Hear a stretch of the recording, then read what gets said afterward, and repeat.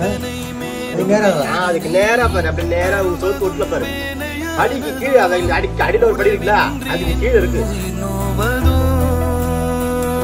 எந்தவித பாதுகாப்பு உபகரணங்களும் இல்லை. எத்தனையோ எந்திரங்கள் வந்துவிட்டன. யார் இவங்கள மனித கழிவுகளை அள்ள உத்தரவிட்டது? கடும் நடவடிக்கை எடுக்க மாவட்ட ஆட்சியர் உத்தரவு. கடலூரில் பாதாள சாக்கடைக்குள் மனித கழிவுகளை மூச்சை அடக்கி உள்ளே இறங்கி சுத்தம் செய்யும் விவகாரத்தில் உத்தரவிட்டது யாராக இருந்தாலும் நடவடிக்கை எடுக்க வேண்டும் என கலெக்டர் சிபி ஆதித்யாவின் அதிரடி ஆக்ஷன்.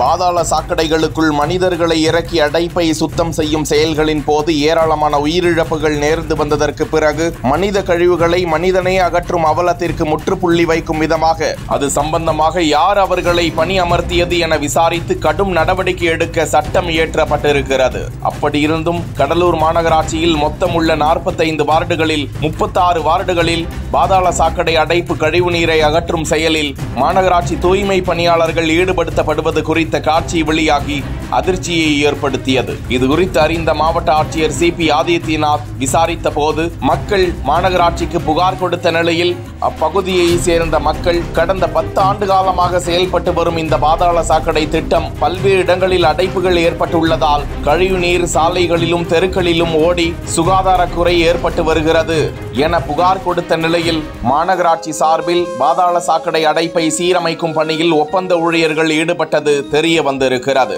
மனித கழிவுகளை அகற்ற மனிதர்கள் ஈடுபடுத்தக்கூடாது. அவர்களுக்கு தேவையான உபகரணங்களை வழங்கிட வேண்டும்.